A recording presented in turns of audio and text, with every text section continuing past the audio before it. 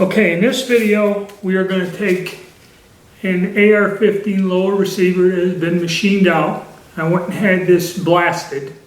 They tell you, I kind of got it done for free, okay, instead of having to buy all the equipment. I'm not quite sure how he did it. I told him I was going to paint it. It's the guy does for a living, his blast stuff.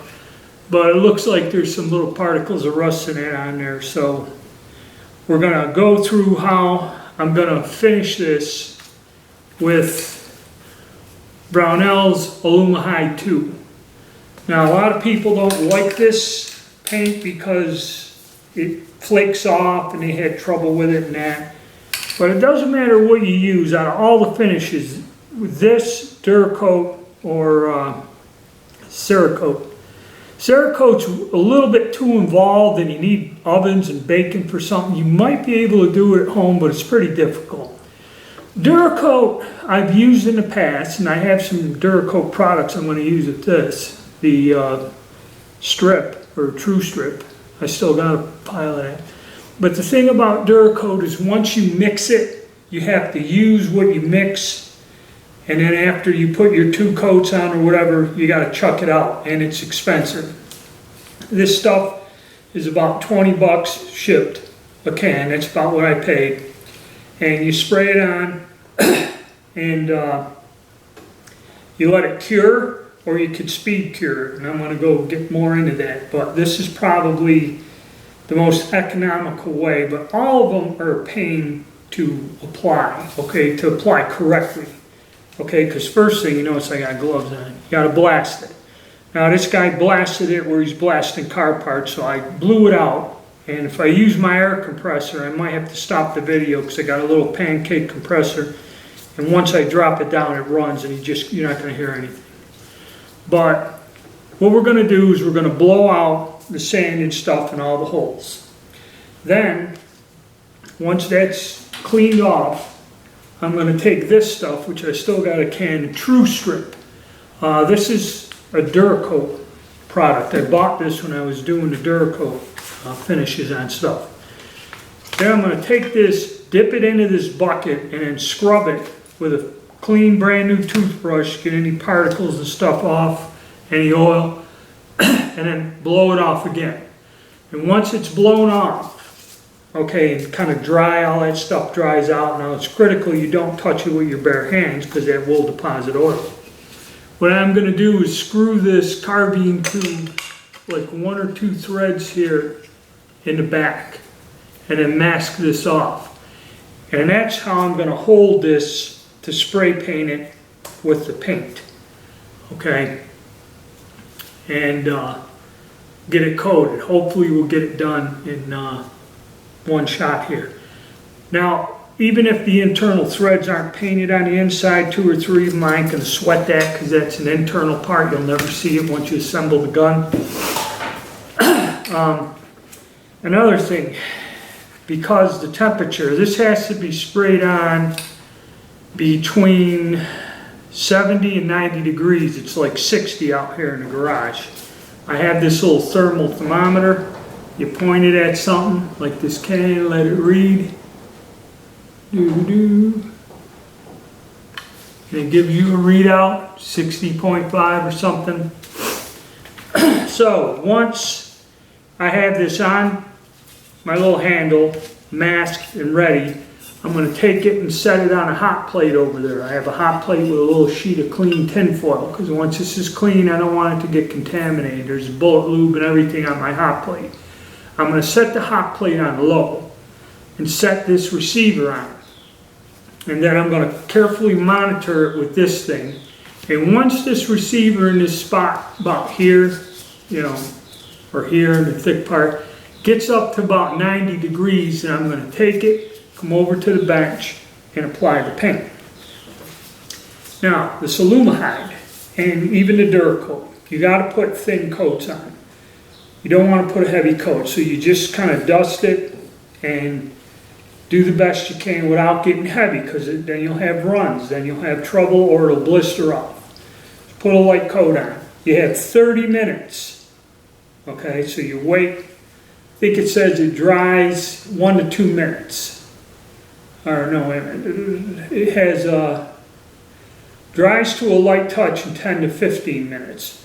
So spray on a coat, take a breather, wait about 5-10 minutes because you got 30 before it starts to really set. Wait about 10 minutes, look it over in the light, you know, do a light touch up on any spots you missed. And I'm going to take it and I'm going to let it set for about 20-30 minutes. And once it's kind of dry to a touch, it tells you you got to wait for it to cure for a long time or whatever. But there is a speed cure. It can be speed cured by baking the part for 3.5 hours at 195 degrees. So what I'm going to do is wait till it's dry to the touch, 30 minutes. Now I'm going to take this and put it on a couple wires, hang it in the oven, turn the oven on to 195 and leave it in there for 3.5 hours. Now that'll speed cure it, okay? Then we'll look at it. And if there is any kind of touch up or things that have to be done, I'll do that. Again, see, you gotta let it cool off after you speed cure it after 3-4 hours. Let it cool off and it needs to be touched up. You can touch it up again. Okay, and I'll also show you how to clean the nozzle out, because if you don't clean the nozzle out on this stuff, it gets clogged and then it won't work again. The stuff solidifies inside the nozzle. Okay.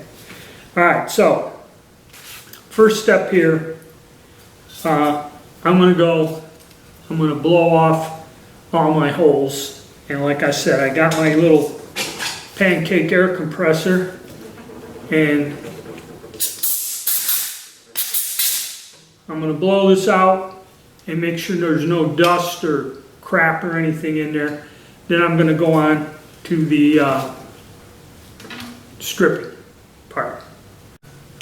That's an extremely unpleasant noise. Okay, so I blew out all the dust and grit. Now I'm going to just dip it in this stuff here, let it soak a bit. Now these fellas did, you know, like I said, it was a free job. I'm going to take the toothbrush and any grit or anything I find, I'm going to scrub the area with the toothbrush. Try to get any of this residual crap out. It's mostly down some of the holes, but nothing too terrible.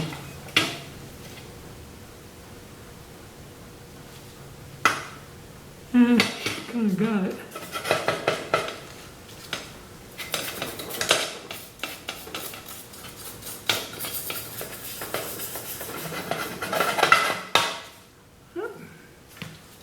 As usual, my hand gives me a hard time.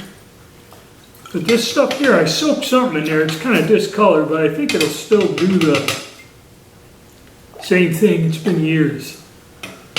So now, I've basically put this in a true strip, and it has degreased it somewhat. I'm going to let it sit. The stuff kind of evaporates on its own, but you want to make sure you get it out of the little holes and that, so you're going to have to hit it with the air and hit the air on all the little holes and everything. That toothbrush, yeah, most of that crap is gone. But you're going to want to blow it off. So as that dries, I'll get my air.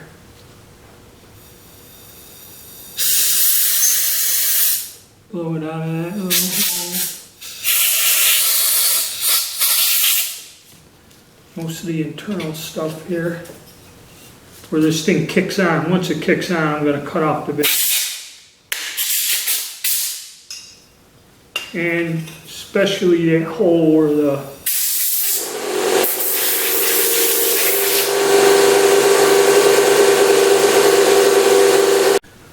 yes, and in the meantime, while I'm waiting for the compressor net, I just sit there and shake the can. Now you're supposed to shake it for about 2-3 minutes, but I keep doing it. Now, this here, like I said, I want to just thread that in about 1 or 2 turns.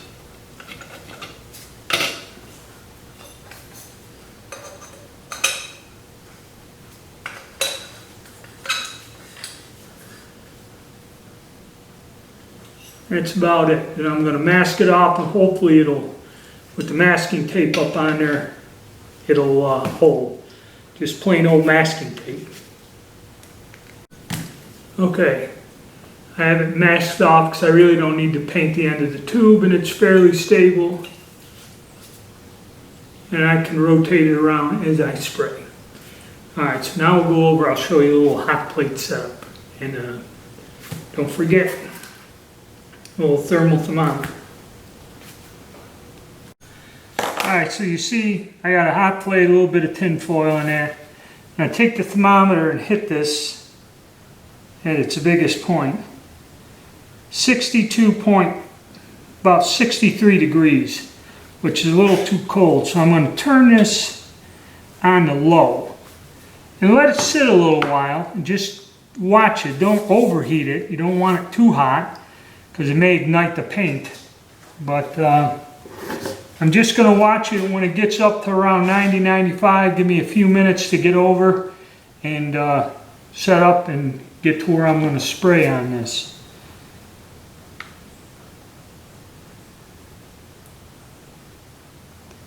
Yeah, give that a few to warm up. Okay, heating it on low. It looks like a lot of that.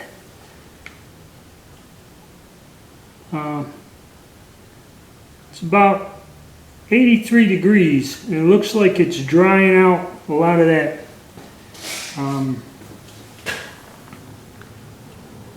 degreaser or whatever, so heating it up might be a good idea. 86. Alright, it's almost to 90, so once this thing hits 90, I'm going to move over and then we're going to start spray painting. Okay, I don't know how this is going to work out. Giving you an over-the-shoulder view here. Now, practice on something like a box. Figure out how the spray pattern goes. And then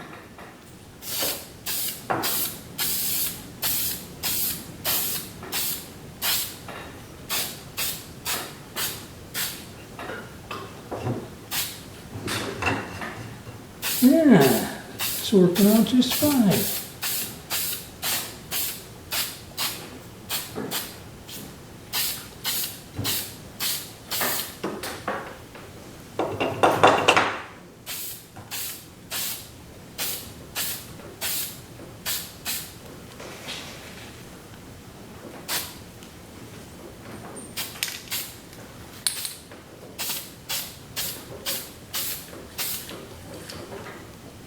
Yeah, I'm going to have to put more than one coat on.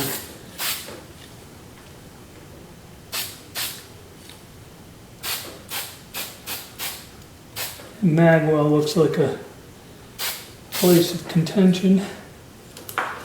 This doesn't want to stay put too well.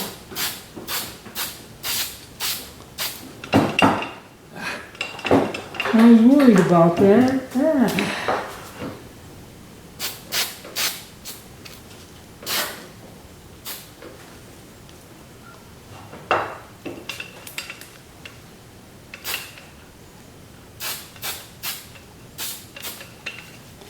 Might have to hire a painting crew myself.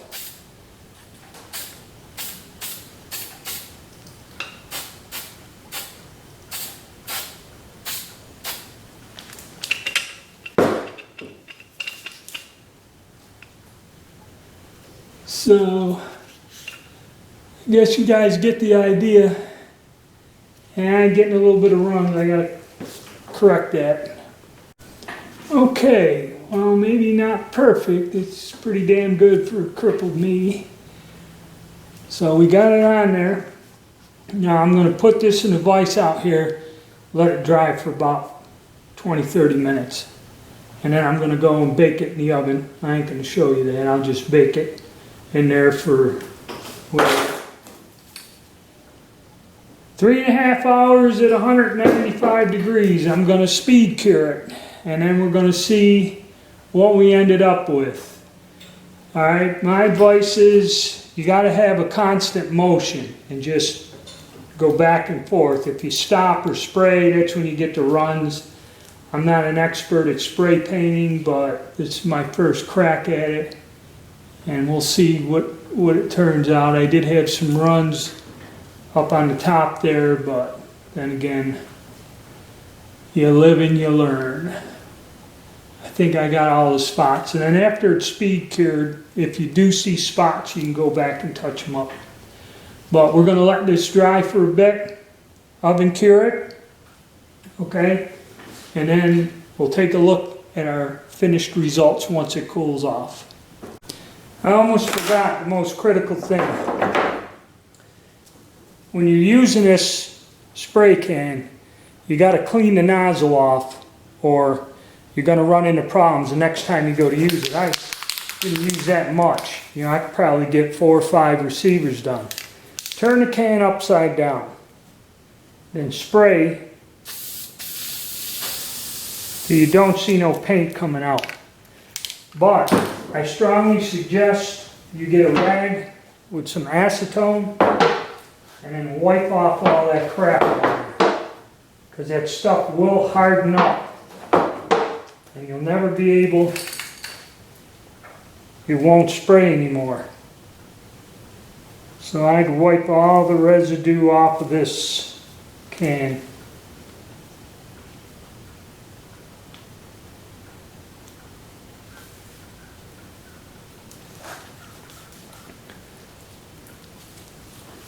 And give it another up-down spray.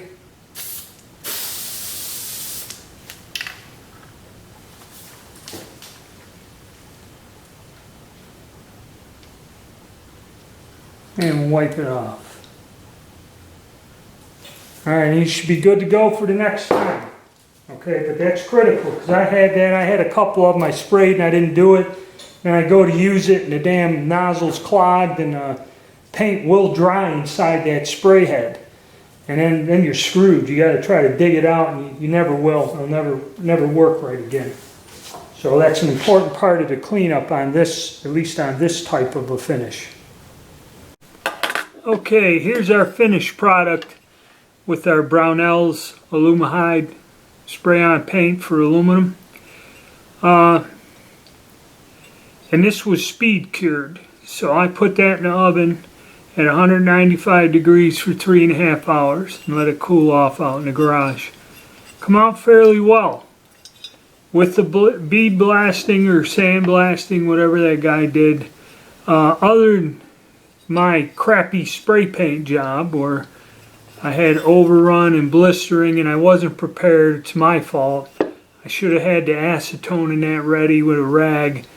I could have wiped this down, took that overrun and blistering off, and got it done. But if I figure out a way to hold this or hang this and spray paint it properly, you know, you should have it set up like a booth or something. I just kind of did it on the fly just to see how this stuff cures and that. And there are spots I missed internally here and that, but they're all inside. Some things around here, and then of course down in there I missed some. But like after this is cured, you could probably touch this up fairly easily and then re-cure it. But see, I goofed up here. I let it get too overrun or blisters, whatever, you know. It's I let the paint, because it's hard when you're spraying down in this pocket, you start getting a buildup of paint. But I got the mag well fairly good, which I like. You know, there may be a spot or two in there, but you know, a lot of the stuff, if it's internal, like where I had the thing there, I ain't gonna worry about that. I doubt it'll corrode or anything, or if you really had to, then you'd get done and just hold it and give it a spray and touch her up a little. But other than my crappy paint job, this stuff come out fairly well. It looks good. I believe it's durable enough. You know, only time will tell. But not a terrible looking finish on there. But that's the Aluma Hyde.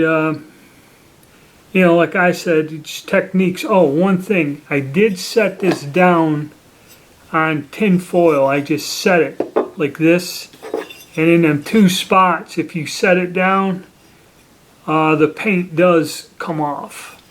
So what I'm going to have to do is devise something where I get metal hooks and hang it.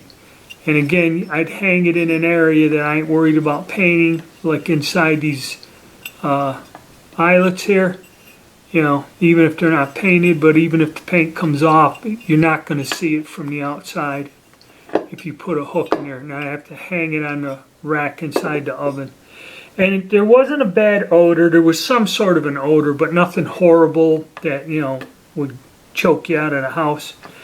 So that's my video on finishing one of these projects with Brownells Aluma Hyde paint.